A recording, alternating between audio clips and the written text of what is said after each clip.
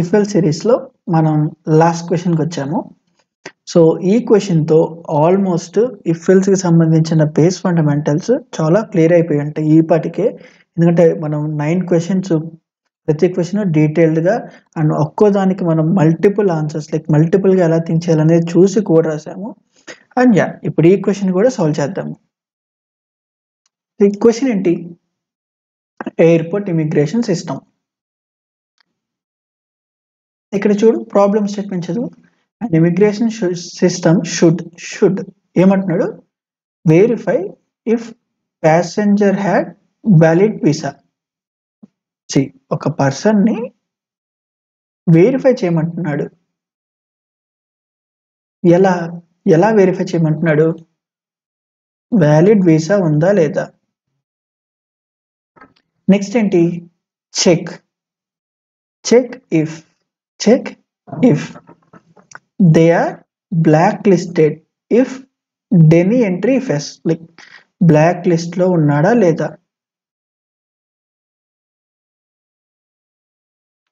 చూడు, check if they have criminal records or not.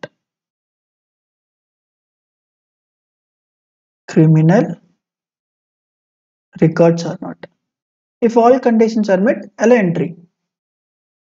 ఇక్కడ చూడు, ఏమేమి ఉండొచ్చు ఏమేమి ఉండకూడదు అనేది చూద్దాము. వ్యాలిడ్ వీసా ఉండాలి. ఎస్, బ్లాక్ లిస్ట్ అయి ఉండాలి. బ్లాక్ లిస్ట్ అయితే నీకు వీసా వస్తుందా? I mean verify security finish అయిద్దా? బ్లాక్ లిస్ట్లో లేకపోతేనా అంటే బ్లాక్ లిస్ట్లో లేకపోతే. నెక్స్ట్ క్రిమినల్ రికార్డ్స్ లేకపోతే అంటే వీసా ఉండాలి, ఈ రెండు రాంగ్ ఉండాలి. ఇన్ కేస్ ఇలా అయితే ఆ పర్సన్ వెరిఫై అయినట్టు. సో వాడు ఎయిర్పోర్ట్లో లైక్ నెక్స్ట్ స్టెప్కి వెళ్ళొచ్చు. అంతేనా? ఇప్పుడు దీన్ని మనం ఎలా ఇంప్లిమెంట్ చేయొచ్చో చూద్దాం. అగైన్ ఒక క్వశ్చన్ వెరిఫైయా కాదా అనే పర్సన్ లైక్ వెరిఫైయా కాదా అనేది ఎలా డైరెక్ట్గా చేస్తున్నాడా లేదా కొన్ని సెట్ ఆఫ్ కండిషన్స్ మీద చేస్తున్నారా? కండిషన్స్ మీద. కండిషన్స్ కాబట్టి మనం ఇఫ్ ఎల్స్ తో ట్యాకిల్ చేస్తాము. సో దీన్ని చూడు, ఇఫ్ ఒక పర్సన్ వ్యాలిడా కాదా అనడానికి కాంబినేషన్స్ ఏంటి? ఐదర్ అవును లేదా కాదు. బ్లాక్ లిస్ట్ లో ఉన్నాడా లేదని చెప్పడానికి అవును కాదు. క్రిమినల్ రికార్డ్స్ ఉందా లేదని చెప్పడానికి అవును కాదు. అంతేనా? అంటే ఈ మూడింటికి నేను బులియన్ వాడితే సరిపోతుందా? సో ఇక్కడ నేను డైరెక్ట్గా ఆ పర్సన్కి వ్యాలిడ్ వీసా ఉందా లేదా, నెక్స్ట్ బ్లాక్ లిస్ట్లో ఉన్నాడా లేదా, క్రిమినల్ రికార్డ్స్ ఉన్నాయా లేదా అని చెక్ చేస్తాను. మరి ఇక్కడ ఏంటి? మూడిట్లో ఒకటి సాటిస్ఫై అవ్వాలా, మూడు సాటిస్ఫై అవ్వాలి. అదే కదా మరి మేజర్ రీజన్. కాబట్టి ఇక్కడ చూడు, అండ్ అవ్వాలి. మరి దీంతో అయిపోయిందా అంటే లేదు. ఎందుకు? ఆ బ్లాక్ లిస్ట్ అనేది ఇక్కడ ఏమవ్వాలి? బ్లాక్ లిస్ట్ అయి ఉండకూడదు. క్రిమినల్ రికార్డ్స్ ఉండకూడదు. లేకపోతే క్రిమినల్ రికార్డ్స్ లేకపోతే, బ్లాక్ లిస్ట్ లేకపోతే, వ్యాలిడ్ వీసా ఉంటే లైక్ ఇఫ్ ఇన్ కేస్ అప్పుడు వెరిఫై చేయి. లైక్ వన్ నెక్స్ట్ స్టెప్కి పంపి. ఎల్స్ నీకు నచ్చింది రాసుకో. లేదు నాకు ప్రతిదీ ఇన్ డీటెయిల్గా రావాలంటే ఇక్కడే 3 ఎందుకు పెట్టావు? ఈ ఇఫ్లోకి వెళ్ళిన తర్వాత ఈ కండిషన్ చెక్ చేయి. ఈ ఇఫ్లోకి వెళ్ళిన తర్వాత ఈ కండిషన్ చెక్ చేయి. అక్కడ ఫెయిల్ అయితే నీకు ఎందుకు ఫెయిల్ అయ్యాయి? ఆ ఇఫ్లో ఇంకో ఇఫ్ రాసుకొని ఈ కండిషన్ పెట్టి అక్కడ ఫెయిల్ అయితే ఇంకో కండిషన్ రాసుకో. నీ క్లారిటీ ఉంటుంది. అంటే ఎందుకు ఫెయిల్ అయ్యాడు అనే క్లారిటీ ఉంటుంది. ఇలాంటిది ఆల్రెడీ మనం లాస్ట్ వీడియోస్లో కవర్ చేసాం కదా. నువ్వు అది చూసుంటే నీకు ఈ పడికి అర్థమైపోయి ఉండాలి. ఇప్పుడు నేనేం చేస్తాను అంటే ఇప్పుడు చెప్పిన ఈ మెథడ్ని నేను ఇంప్లిమెంట్ చేస్తాను. బట్ నువ్వు చేయాల్సింది ఏంటంటే ఈ మెథడ్ని నాకేంటంటే ఏ స్టెప్ ఆఫ్ వెరిఫికేషన్ వల్ల ఫెయిల్ అయ్యాడు, ఇఫ్ ఇన్ కేస్ ఫెయిల్ అయి ఉంటే నాకు ఏ స్టెప్ వల్ల ఫెయిల్ అయ్యాడు అనేది నువ్వు డెఫినెట్గా ఇంప్లిమెంట్ చేసి నాకు ఆ కోడ్ కామెంట్లో పెట్టు, అని నేను డెఫినెట్గా చూస్తాను. ఓకేనా? అండ్ ఇప్పుడు దీన్ని మనం ఇంప్లిమెంట్ చేద్దాము.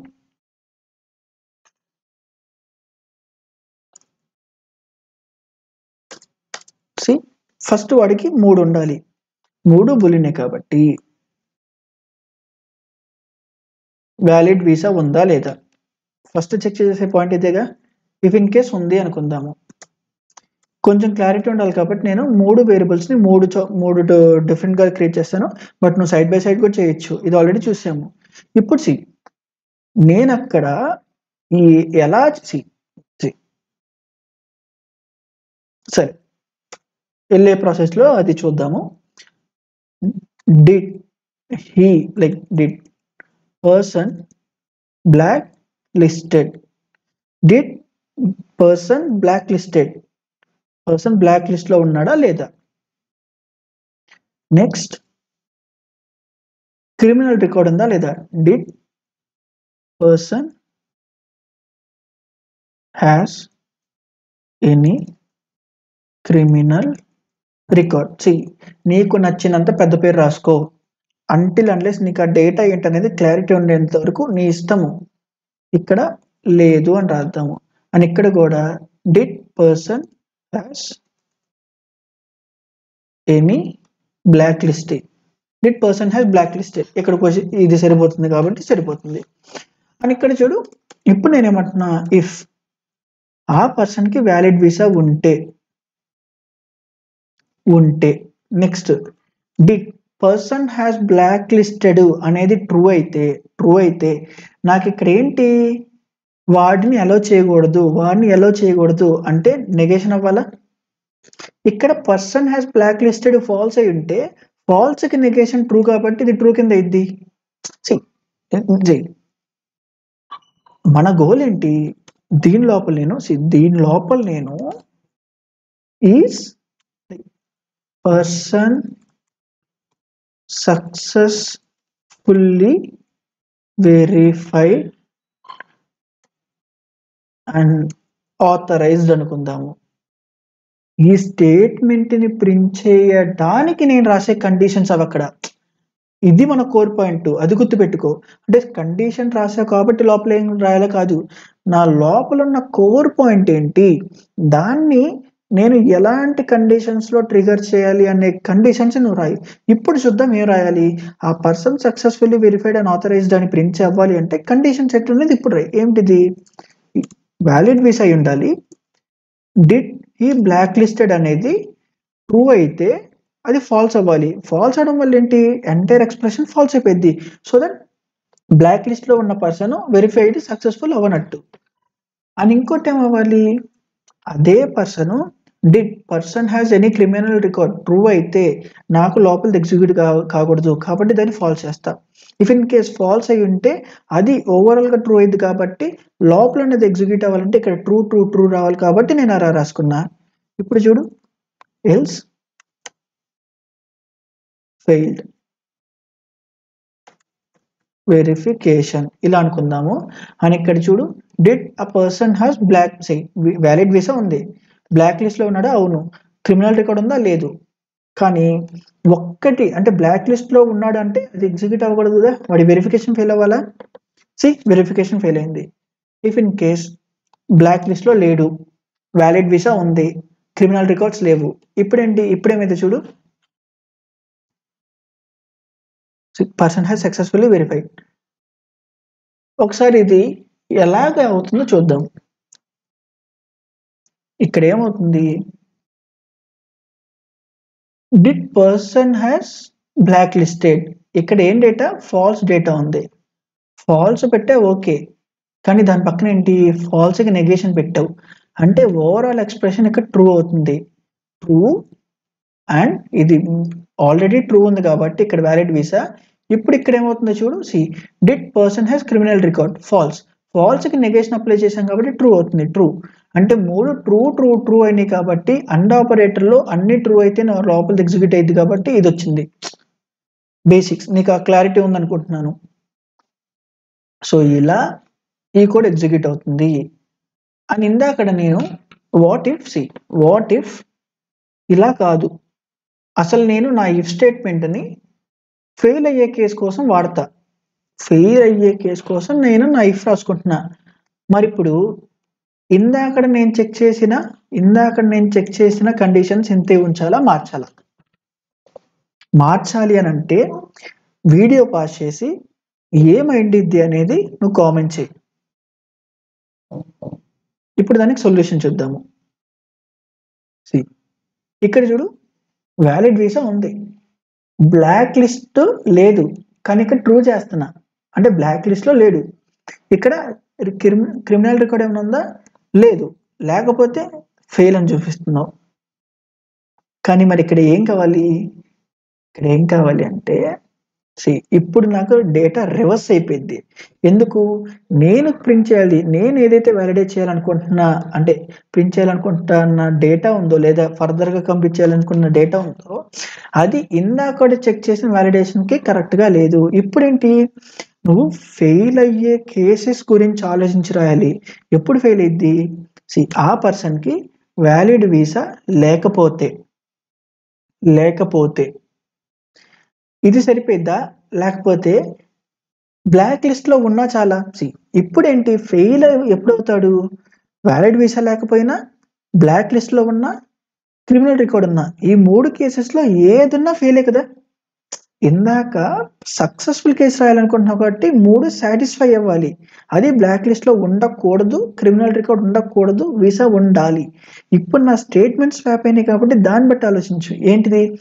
వ్యాలిడ్ వీసా లేకపోయినా, ఇందాక ఉండాలి అని బలంగా చెప్పాను, ఇప్పుడు లేకపోయినా అండ్ బ్లాక్ లిస్ట్ లో ఉన్నా లేదా క్రిమినల్ రికార్డ్ ఉన్నా, ఈ మూడిట్లో ఒక్క కేసు అయినా, ఏ ఒక్కటండి అంటే logical are did a person has blacklisted or did a person has criminal record.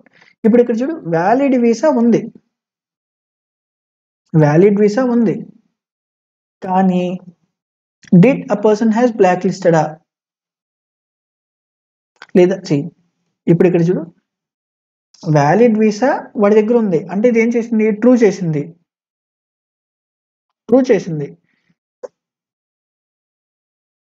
Falls చేసింది. వీసా ఉంది, బ్లాక్ లిస్ట్ లో లేడు, క్రిమినల్ రికార్డ్ లో లేడు అంటే ఏంటంటే వాళ్ళు మనకి పర్సన్ సక్సెస్ఫుల్లీ వెరిఫై అయినా. ఒకసారి చూద్దాం. చూడు, వ్యాలిడ్ వీసా ట్రూ అయితే ఫాల్స్ చేస్తుంది. Person has successfully verify. ఇప్పుడు చూడు, వ్యాలిడ్ వీసా లేదనుకుందాం, లేకపోతే ఇప్పుడు దీన్ని ట్రూ చేసింది. లాజికల్ ఆర్ లో ఒక్కటి ట్రూ అయినా మిగతా షార్ట్ సర్క్యూట్ అయిపోయి లోపల ఎగ్జిక్యూట్ అయిపోద్దా? Again basics. ఫెయిల్ లేదు, వ్యాలిడ్ ఉంది కానీ వీడి క్రిమినల్ రికార్డ్ ట్రూ అయి ఉంది అంటే అప్పుడు ఏంటి, ఈఫ్ లో ఉన్న థర్డ్ కేసు ఎగ్జిక్యూట్ అయ్యి ట్రూ అయ్యి ఈ 2 ఫాల్స్ అయినా బట్ ఇది ట్రూ అయింది కాబట్టి లోపలికి వెళ్ళిపోద్దా? అంతే. సో దీంతో మనము ఇఫ్ ఎల్స్ క్వశ్చన్స్ కంప్లీట్ చేసాము. నెక్స్ట్ మనం థియరిటికల్లో నెక్స్ట్ ఫర్దర్ టాపిక్స్ ని నేర్చుకుందాము. అండ్ ఇలాగే ప్రతి ప్లేలిస్ట్కి ఏ టాపిక్ చెప్పుకున్నా ఇలానే ఒక 10-20 questions minimum. If in case అది డిఎస్ఏ అయితే, ఈవెన్ డిఎస్ఏ కాదు, నెక్స్ట్ మనం నెక్స్ట్ ఫ్యూచర్ టాపిక్స్ లో మనం ఫర్ లూప్ చెప్పుకుంటాము. ఇవి కూడా ఆల్మోస్ట్ ఇంపార్టెంటే. ఎలా అయితే డిఎస్ఏ అంత ఇంపార్టెంట్, ఫర్ లూప్ కూడా అంతే. సో ఇక్కడ నుండి ఎలాంటి వీడియోస్ చేస్తున్నా మినిమము 15 నుండి 30 వీడియోస్ ఉంటాయి ఒక్కొక్క టాపిక్ మీద. అది ఫర్ లూప్ అవని, ఎరేస్ అవని, లేదా ఇన్ కేస్ రికర్షను, బ్యాక్ ట్రాకింగ్, అసలు ఈ టాపిక్స్ మీద అయితే నేను చెప్తున్నా మినిమము 25 to 30 క్వశ్చన్స్ చేస్తాను. ఈవెన్ అరేస్ లో కూడా మినిమం స్ట్రాంగ్ ఫండమెంటల్స్ ఉండాలి కాబట్టి 20 to 25 క్వశ్చన్స్ లేదా 20 to 30 క్వశ్చన్స్ మినిమము. ఇది మినిమం అష్యూరెన్స్ నా సైడ్ నుండి ఇది పక్క minimum assurance. Even link list అవని, లేదా ఈవెన్ డిపి, లేదా ఈవెన్ గ్రాఫ్స్ అవని, అసలు ఏ టాపిక్ తీసుకున్నా మినిమం ఈ అష్యూరెన్స్ అనేది ఉంటుంది. ఓకేనా? అంటిల్ అన్లెస్ ఆ టాపిక్ ఇంపార్టెన్స్ లేకపోతే, అంటే సపోజ్ స్టాక్స్ తీసుకున్నాము, క్యూస్ తీసుకున్నాము. అవేంటంటే మిగతా డేటా స్ట్రక్చర్‌లో హెవీగా వాడతాము. అంతేగాని పర్టిక్యులర్ టు ప్రాబ్లమ్‌కెళ్ళేలాగా లేదు. బట్ ఏదైతే మేజర్ టాపిక్స్ అయితే ఉన్నాయో లింక్డ్ లిస్ట్ గానీ, లేదా రికర్షన్ గానీ, back tracking, back tracking and then DP, graphs, trees ఇవి ఎస్పెషల్‌గా వీటి గురించి నేను మాట్లాడుతుంది. వీటి గురించి మనము హెవీగా చేద్దాం అన్నీ. లైక్ 20-30 ప్రాబ్లమ్స్ చేద్దాం ప్లేలిస్ట్. And yeah! నీకు ఈ ప్లేలిస్ట్ కానీ, ఇఫ్ ఎల్స్ ప్లేలిస్ట్ క్వెషన్స్ కానీ హెల్ప్ అయ్యుంటే నువ్వు డెఫినెట్‌గా పర్టిక్యులర్‌గా నువ్వు కామెంట్ చెయ్యి. సో దట్ నాకు కూడా ఇంకా వీడియోస్ ఇలా క్లియర్‌గా డీప్‌గా ఎక్స్‌ప్లెయిన్ చేయాలి అనే ఆ మోటివ్ వస్తుంది. అండ్ నాకది బూస్టప్ కింద హెల్ప్ అవుతుంది. So that's it for this video. Thank you.